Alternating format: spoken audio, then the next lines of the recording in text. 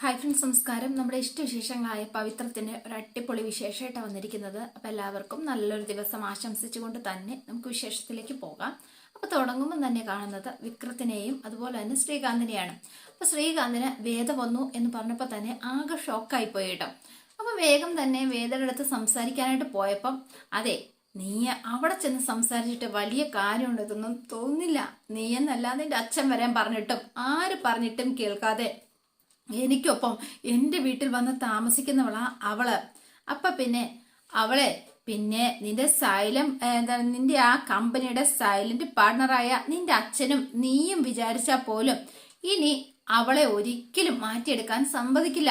പിന്നെ അവൾ എനിക്ക് വേണ്ടിയിട്ടല്ലാതെ നിങ്ങൾക്ക് വേണ്ടിയിട്ട് നിലകൊള്ളുമെന്ന് നീ ഇതൊക്കെ തോന്നുന്നുണ്ടോ? ഉണ്ടെങ്കിൽ പറ ശ്രീകാന്തേ എന്ന് പറഞ്ഞു കേട്ടോ. അപ്പൊ ശ്രീകാന്ത് മിണ്ടാ നിൽക്കുകയാണ് കേട്ടോ. എന്താ ചെയ്യേണ്ടതെന്നറിയില്ല. നാളെ എന്താണെങ്കിലും നല്ല പത്രങ്ങൾക്ക് നല്ല വാർത്തയാവും, കാശ് കൊടുക്കാൻ നീ നിർബന്ധിതനാകും. എന്നാ പിന്നെ അതൊന്നുമില്ലാതെ ഇപ്പൊ തന്നെ സെറ്റിൽ ചെയ്യുന്നതല്ലേ നല്ലത്. പറ്റില്ല എങ്കിൽ നോ എന്ന വാക്ക് മാത്രം മതി, എനിക്ക് സമയമില്ല എന്ന് പറഞ്ഞു വിക്രം. അപ്പൊ കുറച്ചു നേരം ശ്രീകാന്ത് എന്നിട്ട് ശരി, ഞാൻ ഇന്ന് തന്നെ സെറ്റിൽ ചെയ്യാം എന്ന് അവസാനം സമ്മതിക്കാം, താങ്ക് യു. അപ്പോ 1 മണിക്കൂറിനുള്ളിൽ പണം ട്രാൻസ്ഫർ ചെയ്തതിനുള്ള ഡീറ്റെയിൽസ് അതെനിക്ക് കിട്ടണം. അപ്പൊ ശരി, അപ്പൊ ബായ് എന്ന് പറഞ്ഞുകൊണ്ട് വിക്രം അങ്ങോട്ടേക്ക് ഇറങ്ങി അങ്ങ് പോവാണ്. ഇത് വല്ലാത്തൊരു തിരിച്ചടിയായി ശ്രീകാന്തിന്. അപ്പൊ പാവം വേദയാണെങ്കിൽ പുറത്തു കൊണ്ടുപോയി നിർത്തിയിട്ട് ചൂടടിച്ച് വെയിലടിച്ച് ഇങ്ങനെ നിൽക്കാണ്. എന്തൊരു ചൂടാ, മനുഷ്യൻ ഇവിടെ കരിഞ്ഞു പോയ പോലെ തോന്നി. എന്നെ കൂടെ അകത്ത് കൊണ്ടുപോയ എന്ത് പറ്റുമായിരുന്നു. അപ്പൊ ബൈക്കിൽ കയറാൻ തുടങ്ങിയപ്പോ നിക്ക്, എന്റെ ഷോ കഴിഞ്ഞു, ഇനി നിന്റെ ആവശ്യം എനിക്കില്ല, നിനക്ക് തിരിച്ചു പോവാം. എന്താ, എന്നെ കൂട്ടിക്കൊണ്ട് വന്നിട്ടുണ്ടെങ്കിൽ തിരിച്ചു കൊണ്ടാക്കിയേ പറ്റൂ. തിരിച്ചു പോകുമ്പോ ഒരു പള്ളിയുണ്ട്, അവിടെ പോയി നീ പറഞ്ഞാ മതി എന്ന് പറഞ്ഞ് വിക്രം വേദനെ അവിടെ ഇറക്കി വിട്ടിട്ട് വിക്രത്തിന്റെ പണിക്ക് പോയി. അപ്പൊ വെറുതെ ഒരു ഡമ്മി പോലെ കൂടെ കൊണ്ടുപോയതായിരുന്നു ശരിക്കും വേദനെ. അപ്പൊ ഈ കാര്യങ്ങളെല്ലാം നടന്നതെല്ലാം വന്ന് ശ്രീനിവാസ സാറിനോട് പറയാണ്. അപ്പൊ കൊള്ളാം, മുള്ളിനെ നീ മുള്ളുകൊണ്ട് തന്നെ എടുത്തു അല്ലേ, ഭയങ്കര സന്തോഷമായി. ഇപ്പൊ കൂടെ നിന്ന് അയാളോട് ചോദിക്കാണ്, ഇപ്പൊ എന്തായിടോ? അളിയനാണ് കമ്പനിയുടെ പാർട്ട്ണർ എന്ന് പറഞ്ഞപ്പോ നീ മാനേജ്മെന്റിന്റെ കൂടെ നിൽക്കൂന്നായിരുന്നു ഇവന്റെ ഒരു അഭിപ്രായം. എന്താടാ നീ പറഞ്ഞത്? അച്യുതനുള്ള പണം കൊടുക്കാതെ എന്തെങ്കിലും കാരണം പറഞ്ഞ വിക്രം നീട്ടിവെപ്പിക്കും എന്നല്ലേടാ നീ പറഞ്ഞത്? എന്തായി എന്ന് കൂടെ നിന്ന് അയാളോട് ഇങ്ങനെ ചോദിക്കാണ്. അപ്പോഴേക്കും അച്യുതന്റെ അക്കൗണ്ടിലേക്ക് ആ ക്യാഷ് ഫുള്ള് ക്രെഡിറ്റ് ആകുകയും ചെയ്തു. സർ, ക്യാഷ് വന്നിട്ടുണ്ട് എന്ന് അച്യുതൻ ഭയങ്കര സന്തോഷത്തോടെയാണ് പറയണത്. ഒരുപാട് സന്തോഷമുണ്ട്, വലിയ ഉപകാരമുണ്ട്. അപ്പൊ പറഞ്ഞ കാര്യം മറക്കണ്ട, പാർട്ടിയുടെ bank account details Achuthan കൊടുത്തേരെ. Cash ഇന്ന് തന്നെ ട്രാൻസ്ഫർ ചെയ്തേക്കാം സർ. എന്നാ ഞാൻ അങ്ങോട്ട്. ആയിക്കോട്ടെ എന്ന് പറഞ്ഞ് അച്യുതൻ നന്ദിയൊക്കെ പറഞ്ഞ് അങ്ങോട്ടേക്ക് ഇറങ്ങി. അപ്പൊ വിക്രത്തിനെയും കൂട്ടിക്കൊണ്ട്, അതെ വിക്രം, നമുക്ക് മുകളിലേക്ക് ഇരിക്കാം, അവിടുത്തെ യൂണിയൻ ഫോർമേഷനുമായിട്ട് ബന്ധപ്പെട്ട് കുറച്ച് സ്വകാര്യമായിട്ട് നിന്നോട് എനിക്ക് സംസാരിക്കാനുണ്ട്. വാ വിക്രം, നമുക്ക് മേളിലിരിക്കാം എന്ന് പറഞ്ഞ് വിക്രത്തിനെയും കൂട്ടിക്കൊണ്ട് നമ്മുടെ ശ്രീനിവാസ സാറ് നേരെ റൂമിലേക്ക് പോവാണ്. പാർട്ടിയടികളുണ്ടല്ലോ, കുറച്ചു പേരിങ്ങനെ വാലെ തൂങ്ങി നടക്കുന്നവര്. അപ്പൊ അവര് ഇങ്ങനെ ഇവിടെ നിൽക്കുകയാണ്. എന്നിട്ട് ഇത് കൊല്ലം കുറെ ആയില്ലേ നമ്മൾ ഇതിന് പിന്നിൽ കൊടിയും പിടിച്ച് ജയും വിളിച്ച് നടക്കുന്നു. നമുക്കൊന്നും കിട്ടാത്ത പരിഗണനയും സ്ഥാനവും എന്തിനാ ഇവന് കൊടുക്കുന്നത്? ഇതൊക്കെ എന്നോട് എന്തിനാ ചോദിക്കുന്നത്? സാറിനോട് നേരിട്ട് ചോദിക്കാൻ ധൈര്യമുണ്ടോ? അവന് കിട്ടിയ അവസരം അവൻ ഉപയോഗിക്കുന്നു, നമുക്ക് ശേഷിയില്ല, അത് തന്നെ കാരണം. അപ്പൊ മിണ്ടാതെ ഇങ്ങനെ നിൽക്കുവാണ് കേട്ടോ രണ്ടുപേരും. പിന്നെ കാണുന്നത് നമ്മുടെ ശ്രീജനെയാണ്, അല്ല നന്ദിനിയും ശ്രീജയുണ്ട്. അപ്പൊ ശ്രീജ അവിടെ ഇരുന്ന് ഇങ്ങനെ ഓരോന്ന് തുന്നിക്കൊണ്ട് നിൽക്കുന്ന സമയത്ത് ഒരു ഓട്ടോറിക്ഷയൊക്കെ വിളിച്ച് വേദ ദേണ്ട അങ്ങോട്ടേക്ക് വരികയാണ് കേട്ടോ. ശ്രീജടത്തി ഇങ്ങ് വന്നേ, ദേ നോക്കേ എന്ന് പറഞ്ഞ് ആ കാഴ്ച കാണിച്ചു കൊടുക്കുകയാണ് വേദ വരുന്നത്. അപ്പൊ വേദ പാവം ആകെ നാണം കെട്ട ചമ്മേ, എന്താ പോയിട്ട് 1 മണിക്കൂർ കഴിഞ്ഞതല്ലേ ഉള്ളൂ, സിനിമ കഴിയുന്ന നേരം ആയില്ലല്ലോ, എന്തു പറ്റി? ചിലപ്പോ സിനിമയ്ക്കായിരിക്കില്ല പോയത്. എന്തു പറ്റി? ഒന്നും നടന്നില്ലേ? അപ്പൊ വേദയുടെ മുഖം വല്ലാണ്ടിരിക്കുക. വലിയ ഭാവത്തിൽ ടാറ്റ പറഞ്ഞു പോയതാണല്ലോ, എന്നിട്ടെന്താ അവൻ വഴിയിലിറക്കി വിട്ടോ എന്ന് ചോദിച്ചു. വിക്രം എവിടെ വേദേ എന്ന് ശ്രീജ അടുത്ത് ചോദിച്ചു. നന്ദിനി അടുത്ത് പറഞ്ഞത് ശരിയാ, എന്നെ വഴിയിൽ വിട്ടിട്ട് വിക്രം പോയി. ഇത് കേട്ട് നന്ദിനി അട്ടഹസിച്ച് ചിരിക്കുക നന്ദിനെ. എങ്ങനെ ചിരിക്കാതിരിക്കും ഏട്ടത്തി? വന്ന് നിൽക്കുന്ന ഇപ്പൊ കണ്ടില്ലേ, എന്താ പറ്റിയ മോളെ? വഴിയിൽ വെച്ച് വഴക്കിട്ടോ രണ്ടുപേരുടെ? അത് ഉറപ്പല്ലേ? ഇവളുടെ നാവ് നമുക്കറിഞ്ഞൂടെ? എന്തെങ്കിലും പറഞ്ഞു കാണും.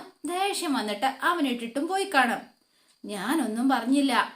പിന്നെ അത് ഞങ്ങൾ വിശ്വസിക്കുകയല്ല എന്ന് നന്ദിനി ഇങ്ങനെ പറയാണ്. അപ്പൊ ദേണ്ട കമല അങ്ങോട്ടേക്ക് വരികയാണ്. ആ മോളെ വന്നോ?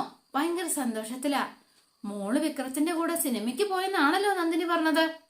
കേട്ടപ്പോ എനിക്ക് വിശ്വസിക്കാൻ പോലും പറ്റിയില്ല. അത് ശരിയാ, അമ്മയുടെ മോനെ പറ്റി അറിയാവുന്ന വേറെ ആർക്കും ഉണ്ടാവില്ലല്ലോ. എന്റെ അമ്മേ, അവൻ മാറ്റിനിക്ക് ഷോയ്ക്കെന്ന് പറഞ്ഞാ കൊണ്ടുപോയത്. പക്ഷെ വഴി വെച്ച് ഇവള് മെക്കിട്ട് കയറി കാണും. അവന്റെ സ്വഭാവം അറിഞ്ഞൂടെ? വഴിയിലിറക്കി വിട്ടിട്ട് അവൻ അവന്റെ പാട്ടിന് പോയി. അതല്ലേ ഉണ്ടായത്. കണ്ടോ? അവൾ ഒരക്ഷരം മിണ്ടാതെ നിൽക്കുന്നത് കണ്ടോ? നീ മിണ്ടാതെ നന്ദിനി, ഞാൻ ചോദിച്ചോളാം എന്ന് പറഞ്ഞ് കമല അങ്ങോട്ടേക്ക് ചെല്ലുകയാണ്. എന്താ മോളെ ഉണ്ടായത്? അപ്പോഴേക്കും ആൾക്ക് ഭയങ്കര സങ്കടമായി. ആള് കെട്ടിപ്പിടിച്ചെന്ന് കരയാണ്. ഓ, അടുത്ത നാടകവും തുടങ്ങി എന്ന് നന്ദിനി. ഇവരൊക്കെ ഇതിൽ വീണ് പോകുന്നുണ്ടല്ലോ എന്റെ ദൈവമേ. നന്ദിനി, നീ വെറുതെ അകത്തേക്ക് കയറി ചെല്ലാനല്ലേ പറഞ്ഞത് എന്ന് ചോദിച്ചു. അപ്പൊ നന്ദിനി വേഗം അവിടെ നിന്നു. ശ്രീജയെ, നീയും ചെല്ല, ഞാൻ ഇവളോടൊന്ന് സംസാരിക്കട്ടെ എന്ന് പറഞ്ഞു. അപ്പൊ അവര് രണ്ടുപേരെയും അകത്തേക്ക് പറഞ്ഞു വിട്ടു. അപ്പം ഈ നന്ദിനി എന്താ പറയുക, കമലയുടെ തോളിൽ കിടന്നാണ് നമ്മുടെ വേദ ഇങ്ങനെ കരയുന്നത്. അപ്പൊ കരയുമ്പം നന്ദിനി പകുതി വരെ ചെന്നിട്ട് തിരിഞ്ഞു നോക്കിയപ്പോഴത്തേനും കണ്ണടച്ചിങ്ങനെ കാണിച്ചു വേദ. ചുമ്മാ ഒരു ആക്ടിങ് എന്നുള്ള മട്ടില്. അവൾ എന്നെ കണ്ണിറുക്കി കാണിച്ചു. ശ്രീജടത്തി ഒന്നിങ്ങി വന്നേ എന്ന് പറഞ്ഞു. എന്താ നന്ദിനി, ഇതേ നോക്കി, അവള് ചുമ്മാ കള്ളത്തരത്തിലാ കരയുന്നത്. അവൾ എന്നെ കണ്ണടച്ച് കാണിച്ചോ? ഇങ്ങോട്ട് പോ എന്റെ നന്ദിനി, ചുമ്മാ ഓരോ അഭിനയമായിട്ട് ഇറങ്ങിക്കോളും. അപ്പൊ വേദ ശരിക്കും ഒരു അഭിനയം തന്നെ അങ്ങ് കാഴ്ചവെച്ചു. അപ്പൊ നന്ദിനി കിട്ടുള്ള ഒരു ചെറിയ പണി, അതുപോലെ തന്നെ വിക്രം പാതി വഴിയിൽ ഇറക്കി വിട്ടിട്ട് പോയല്ലോ. അപ്പൊ വിക്രത്തിനൊട്ട് ഒരു ചെറിയ പണി കൊടുക്കാതെ എന്താണേലും ശരിയാവില്ല എന്ന് വേദ അങ്ങ് തീരുമാനിക്കുകയാണ്. മോളെ സംഭവിച്ചത് എന്ന് ചോദിക്കുകയാണ്. അപ്പം വേദ നടന്ന കാര്യങ്ങളൊക്കെ, വിക്രം കൊണ്ടുപോയതും അവിടെ ഇറക്കി വിട്ടതും ഒക്കെ കാര്യങ്ങൾ കമലയോട് ഇങ്ങനെ പറയുകയാണ്. നിങ്ങൾ രണ്ടുപേരും ഒരുമിച്ച് പോയി എന്ന് പറഞ്ഞപ്പോ ഞാൻ എന്തുമാത്രം സന്തോഷിച്ചെന്നോ. കുറെ കാലത്തിന് ശേഷം ഞാനും ഒരുപാട് സന്തോഷിച്ച ദിവസമായിരുന്നു അമ്മേ. പക്ഷെ ഒന്നും നടന്നില്ല എന്ന് പറഞ്ഞു. അവനിങ്ങ് വരട്ടെ, ഞാൻ അവനോട് സംസാരിക്കാം. അതുകൊണ്ടൊന്നും ഒരു കാര്യവുമില്ല. ഓരോ സമയത്തും ഓരോ മൂടാ വിക്രമിന്. അതാദ്യം മാറേണ്ടത്. അതിനെ നമ്മൾ എന്ത് ചെയ്യാൻ പറ്റും മോളെ? ഏതെങ്കിലും ഡോക്ടറുടെ അടുത്ത് കൗൺസിൽ ചെയ്യാന്ന് വെച്ചാ അവൻ സമ്മതിക്കില്ല, അത് ഉറപ്പാ. അതൊന്നും വേണ്ടമ്മേ. നമ്മളൊക്കെ കൂടി വിക്രമിന് എന്തോ അസുഖമുണ്ടോ എന്ന് വരുത്തി തീർക്കാൻ നോക്കിയെന്നായിരിക്കും മിക്കവാറും പറയാ. പിന്നെ എന്ത് ചെയ്യും? എന്റെ ഈശ്വര, നമുക്ക് പ്രാർത്ഥിക്കാമേ. അതെ, ഈ വിവാഹത്തിലേക്ക് എന്നെ തിരഞ്ഞെടുക്കാൻ ദൈവം തീരുമാനിച്ചു എങ്കിൽ ഇത്തരം കാര്യങ്ങളിലും ദൈവം തന്നെ ഒന്ന് പരിഹാരം കാണും. എത്ര കാലം മോളെ നീ കാത്തിരിക്കുമെന്നും പറഞ്ഞോണ്ട് അതിന് ഞാൻ ഒരു വഴി കണ്ടെത്തിയിട്ടുണ്ടമ്മേ എന്ന് പറഞ്ഞു. പക്ഷെ എനിക്ക് വേണ്ടിയിട്ട് അമ്മ ഇത് വിക്രമിനെ കൊണ്ട് സമ്മതിപ്പിക്കണം. എന്താ അത്? ശരി, അപ്പൊ മനസ്സിലുള്ള കാര്യങ്ങള് വേദ ഇങ്ങനെ പറയണം. എന്റെ പൊന്നു മോളെ, ഇത് ശരിയാവുമെന്ന് എനിക്ക് തോന്നുന്നില്ല എന്ന് കമല ഇങ്ങനെ പറഞ്ഞു. വിക്രമിന്റെ ഇപ്പോൾ ഉള്ള സ്വഭാവം മാറണമെന്ന് അമ്മയ്ക്കും ആഗ്രഹമില്ലേ? അതെന്ത് ചോദ്യാ? എല്ലാരെ പോലെ ഞാനും നല്ലൊരു കുടുംബം ഉണ്ടായണമെന്നല്ലേ ഞാനും ആഗ്രഹിക്കുള്ളൂ. ഭാര്യയും കുട്ടികളും ഒക്കെ ആയിട്ട് സന്തോഷത്തോടെ ജീവിക്കണം എന്ന് മാത്രമാ എൻ്റെ ആഗ്രഹം. എന്നാൽ അതിനുള്ളൊരു വഴി ഏതാണ് എന്ന് പറഞ്ഞു. പക്ഷേ അത് മോള്, ഇക്കാര്യത്തിൽ നീ വിചാരിക്കുന്നത് പോലെ കാര്യം നടക്കുന്നു തോന്നില്ല. അമ്പലം, ഈശ്വരൻ, ഇതിലൊന്നും ഒരു വിശ്വാസം ഇല്ലാത്ത ആളാണ് അവൻ. അതൊക്കെ പിന്നെ ഇത്തരം കാര്യങ്ങൾക്കൊന്നും അത് നിന്ന് തരാനും പോകുന്നില്ല.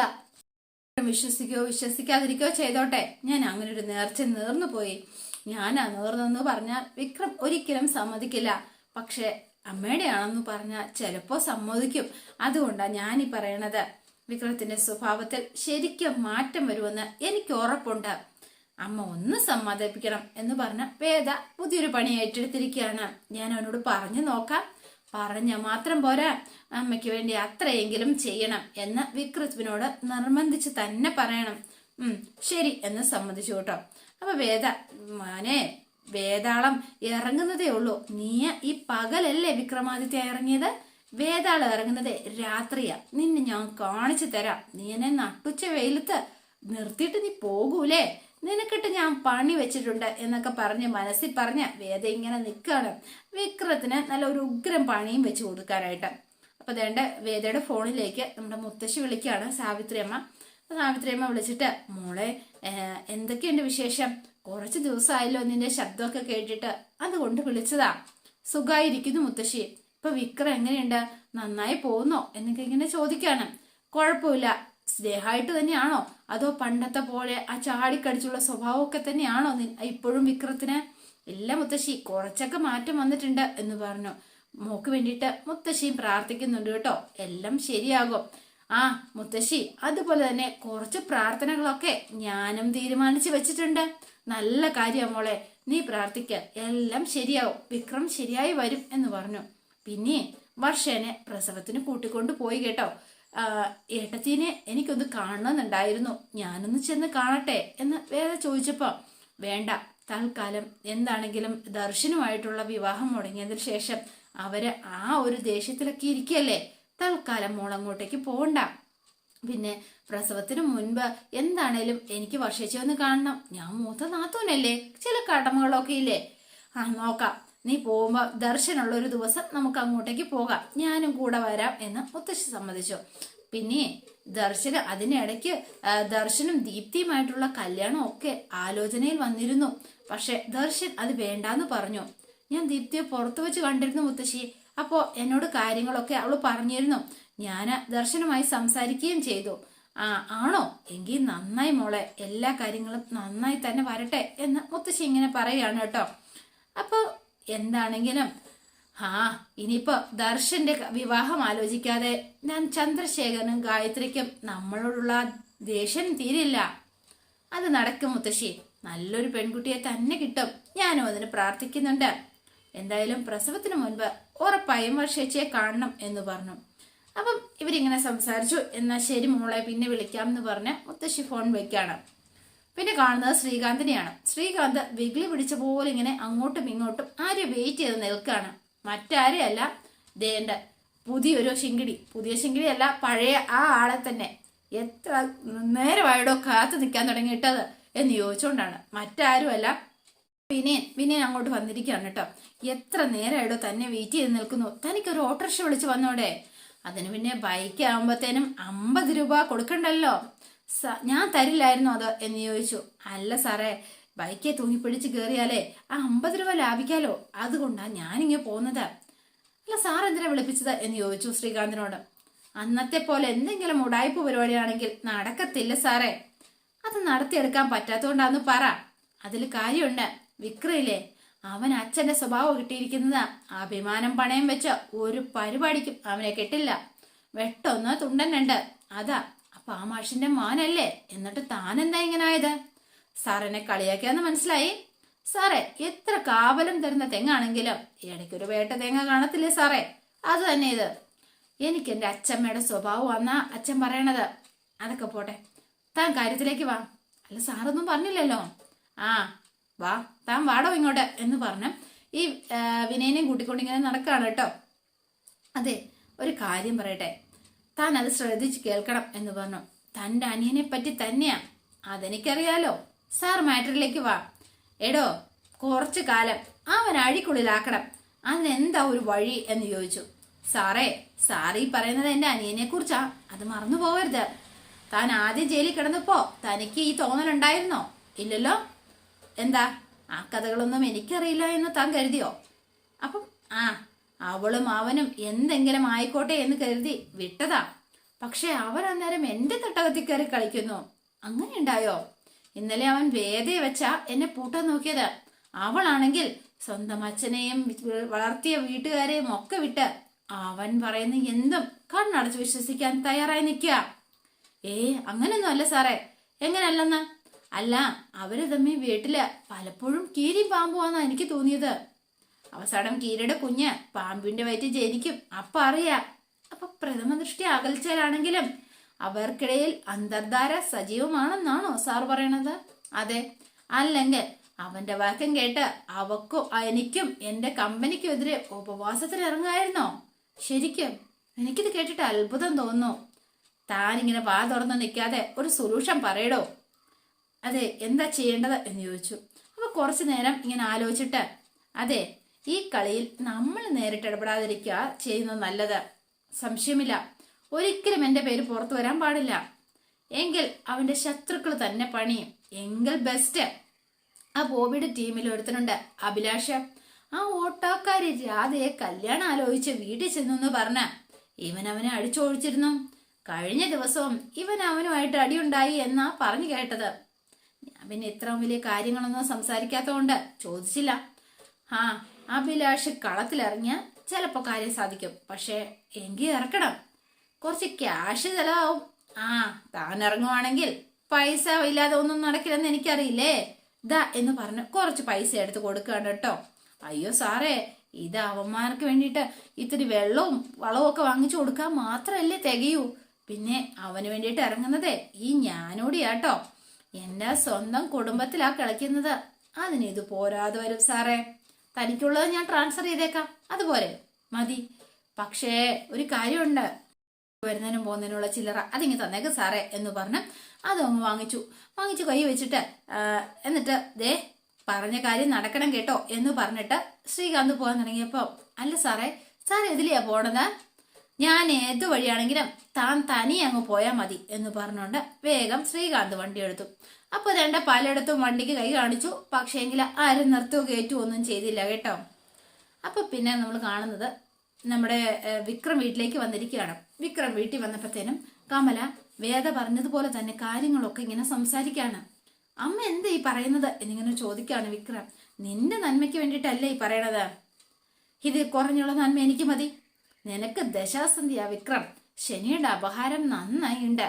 പ്രദോഷത്തിന്റെ അന്ന് രാത്രി ദീപാരാധനയ്ക്ക് മുൻപ് തൊഴുത് അമ്പലത്തിലെ മണ്ഡപത്തിൽ ഭജന ഇരുന്ന് കഴിഞ്ഞ പിറ്റേന്ന് ഉഷപൂജ കഴിഞ്ഞാൽ ഉടനെ തന്നെ മടങ്ങാം. അതെ, എല്ലാം കൂടി 10-12 മണിക്കൂർ നിൽക്കേണ്ട കാര്യമല്ലേ ഉള്ളൂ. മിണ്ടരുത് നീ. അന്ധവിശ്വാസത്തിന്റെ കൂട്ടി തന്നാ കേട്ടിയെടുത്തത്. എന്നിട്ട് നീ ഇവിടെ വന്ന് ഈ പണി തുടങ്ങിയോ എന്ന് വേദയോട് തട്ടിക്കേറുകയാണ്. എന്റെ മെക്കിട്ട് കയറണ്ട, ഞാനല്ല. സത്യം പറയാമേ, ഇവള് പറഞ്ഞിട്ടല്ലേ ഇതിന് പുറപ്പെടുന്നത്. അപ്പം വേദ അല്ല എന്നിങ്ങനെ കണ്ണടച്ച് കാണിക്കുകയാണ്. സ്വന്തം മകന്റെ ജാതകം നോക്കാനും ജോത്സ്യരെ കാണാനും ആരെങ്കിലും പറഞ്ഞു കൊടുക്കണോ? ഇതൊന്നും അമ്മയ്ക്ക് പതിവില്ലാത്തതാണല്ലോ. പിന്നെന്താ? അല്ലെങ്കിൽ തന്നെ പതിവുള്ള കാര്യങ്ങളാണോ ഇവിടെ നടക്കുന്നത്? സാധാരണ മക്കള് ചെയ്യുന്ന കാര്യങ്ങളാണോടാ നീ ചെയ്തു കൂട്ടുന്നത്? അപ്പം മിണ്ടുന്നില്ല. വിക്രം ഇങ്ങനെ നിൽക്കുകയാണ്. അപ്പൊ അതേണ്ട വിശ്വം അവിടെ ഇരുന്നിട്ട് തിന്നുകൊണ്ടിരിക്കുകയാണ് ആള്. ലോകത്തിൽ നടക്കാത്ത കാര്യം വീടുകളിൽ സംഭവിക്കുന്നു. അതിൽ കാരണം എന്തെന്ന് സ്വാഭാവികം അന്വേഷിക്കും. അങ്ങനെ വരുമ്പോ നമ്മള് എന്താ പറയുക, തന്ത്രിമാരെയും മന്ത്രിമാരെയും ഒക്കെ തേടി പോകും. അതല്ലേ ശരി എന്ന് ചോദിച്ചു. സ്വാഭാവികം. അതെ, ഓഹോ അങ്ങനെയാണോ? ഇത്ര ആത്മാർത്ഥമായിട്ട് വലിച്ചു കയറ്റുമ്പോ ഇത്ര ഫിലോസഫി ഒക്കെ പുറത്തു വരുമോ? ഞാൻ പറഞ്ഞാൽ ഇഷ്ടപ്പെട്ടില്ലല്ലോ. എന്നാ നന്ദിനി ഇനി ബാക്കി അങ്ങ് തിന്നോ എന്ന് പറഞ്ഞ് തിന്നോണ്ടിരുന്നത് നന്ദിനിയുടെ കയ്യിലേക്ക് കൊടുത്തിട്ട് പോയി അങ്ങോട്ട്. അപ്പം ഞാൻ എന്തായാലും വിക്രത്തിന്റെ പക്ഷത്താ. രാത്രി മുഴുവൻ ഭജന ചൊല്ലിയാൽ മനുഷ്യന്റെ സ്വഭാവം മാറുമെന്നൊന്നും എനിക്ക് തോന്നുന്നില്ല എന്ന് നന്ദിനി ഇങ്ങനെ പറയാണ്. ആ എന്ത് തന്നെയായാലും നീ എന്നോട് പറഞ്ഞത് തെറ്റായൊരു കാര്യമല്ലല്ലോ. മറ്റൊരാൾക്ക് വേണ്ടിയിട്ട് നീ എന്തൊക്കെയോ കാര്യങ്ങളിൽ തലയിടുന്നു. അതിന്റെ പേരില് കേസും കൂട്ടവുമായിട്ട് നടന്നിരിക്കുന്നു. അമ്മയ്ക്ക് വേണ്ടി ഇത്രയല്ലേ നിന്നോട് ആവശ്യപ്പെട്ടുള്ളൂ. ഏട്ടത്തെ മനുഷ്യനെ നിസ്സഹായനാക്കരുത് എന്ന് പറഞ്ഞു ശ്രീജ. ശ്രീജ ഇങ്ങനെ ഇതെല്ലാം പറഞ്ഞു കൊടുക്കുകയാണ്. നിനക്ക് വേണ്ടിയിട്ട് സങ്കടപ്പെട്ടതല്ലേ, നീ ഒരു ദിവസം അമ്മയ്ക്ക് വേണ്ടി ഇരിക്കുന്നതിൽ തെറ്റൊന്നും ഇല്ലടാ എന്ന് പറഞ്ഞു. അവസാനം ഇങ്ങനെ നിൽക്കുകയാണ് നിസ്സഹായനായിട്ട്. അപ്പൊ അമ്മ ഇങ്ങനെ നോക്കിയിട്ട്, അതെ, പ്രദോഷത്തിന്റെ അന്ന് വൈകിട്ട് നമുക്ക് എല്ലാവർക്കും കൂടി അമ്പലത്തിൽ പോവാം. നീയും വേദയും അമ്പലത്തിൽ തങ്ങണം രാത്രി. ഞാനും ഇവളുവോ? അതെ, വിക്രം ഭജന ഇരിക്കുന്നതിന് ഇവളെന്തിനാ കൂട്ട്? പിന്നെ ഭർത്താവിനിപ്പോ ഭാര്യ അല്ലാതെ ഏട്ടന്റെ ഭാര്യമാരാണോ? എന്താ നന്ദിനി നീ പറയണത് എന്ന് ചോദിച്ചു. അപ്പൊ അവിടെയും പെട്ടു. അപ്പൊ ഇങ്ങനെ നിൽക്കുകയാണ് രണ്ടുപേരും, എന്താ ചെയ്യണ്ടേന്നറിയാതെ. അതോടെയാണ് ഇന്നത്തെ വിശേഷം തീരുന്നത്. ഇനി നാളത്തെ വിശേഷം ഇതിലും ഗംഭീരാണ്. അപ്പൊ അതേ ഭജനയും അതിനിടയ്ക്കുള്ള കട്ട റൊമാൻസും ഒക്കെ ആയിട്ട് അടുത്ത ആഴ്ച വീണ്ടും വരുന്നതായിരിക്കും. അപ്പം നിങ്ങൾക്ക് ഇഷ്ടപ്പെട്ടുവെങ്കിൽ ലൈക്ക് ചെയ്യുക, ഷെയർ ചെയ്യുക, തൊട്ടടുത്ത ആ ബെൽ ബട്ടൺ കൂടെ ഒന്ന് ഞെക്കുകയാണെങ്കിൽ ഞാൻ ഇടുമ്പോൾ തന്നെ നോട്ടിഫിക്കേഷൻ ലഭിക്കുന്നതായിരിക്കും. പുതുപുത്തൻ വിശേഷമായിട്ട് എത്താം. Bye and see U.